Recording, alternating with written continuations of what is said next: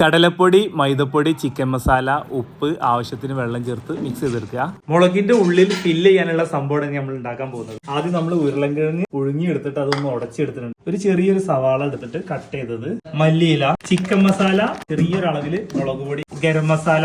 ഇനി എല്ലാം കൂടി എന്ത് ചെയ്യാം, നന്നായിട്ട് ഇങ്ങോട്ട് മിക്സ് ചെയ്തെടുക്കുക. ഇത്തിരി മഞ്ഞൾപ്പൊടി, ഉരുളൻകിഴങ്ങ് പുഴുങ്ങുന്ന സമയത്ത് ഉപ്പ് ഇട്ടിട്ടുണ്ട്, എന്നാലും ഇത്തിരി കൂടി ഉപ്പ് നമ്മൾ എന്ത് ചെയ്യാണ് ഇട്ട് കൊടുക്കുകയാണ്.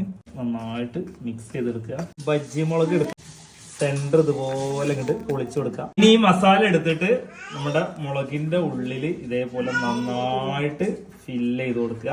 മുളകിന്റെ ഉള്ളിൽ നന്നായിട്ട് മസാല ഫില്ല് ചെയ്തിട്ടുണ്ട്. ഒരു ഗ്ലാസ്സിനകത്തേക്ക് നമ്മൾ തയ്യാറാക്കിയിട്ടുള്ള മസാല ഒഴിച്ചു കൊടുത്താൽ നമുക്കിത് കറക്റ്റ് ആയിട്ട് ഇതേപോലെ ഇങ്ങോട്ട് ഇങ്ങനെ എടുക്കാം.